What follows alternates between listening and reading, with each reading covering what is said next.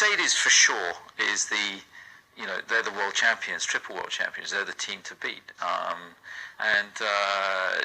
They set the bar pretty high, but that's what we're aspiring to. Hopefully, we can be a real challenger team. I think the driver lineup we have is fantastic. We've had great stability in the team, and we're excited about the year ahead. We've probably got absolutely the most exciting driver pairing on the grid, and it's so exciting to see the development and the evolution of Max Verstappen, just as he's growing in experience and confidence and age at the heady age of 19 this year. And Daniel Ricciardo, for me, was the driver of the year last year. He put in some phenomenal performances right at the top of his game. His confidence is high. So I think the dynamics between the two drivers is great. They're going to push each other incredibly hard, which is great from a team. And I couldn't wish for two better, more motivated drivers in our cars.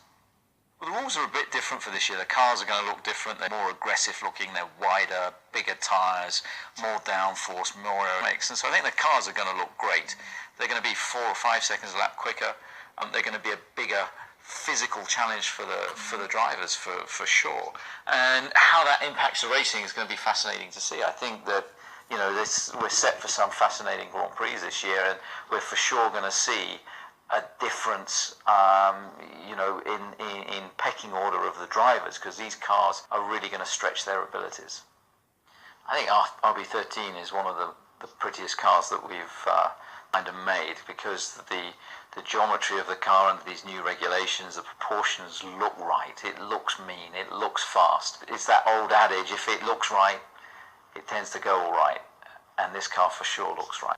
Well, we went into the winter on a real high, and momentum definitely built during the course of last year. We developed the car well, we raced well, strategically we were strong. It's also a clean sheet of paper, and that for any designer, engineer, is a really exciting challenge. A few years ago, 2009, there was a double diffuser. Is there a gizmo like that we've missed that somebody else has found? Hopefully not, and hopefully we'll be competitive. I think in the factory there's a real air of excitement. It's been a few months off that we've not been at the racetrack. You can see people are itching to get going again. New car, new rules. It's going to be an exciting countdown to the first race in Melbourne. We've got 2 tests in Barcelona, 4 days for each driver, so it's not a lot of seat time that they're going to get in the RB13, but there's a real anticipation and buzz around the factory that is building and building.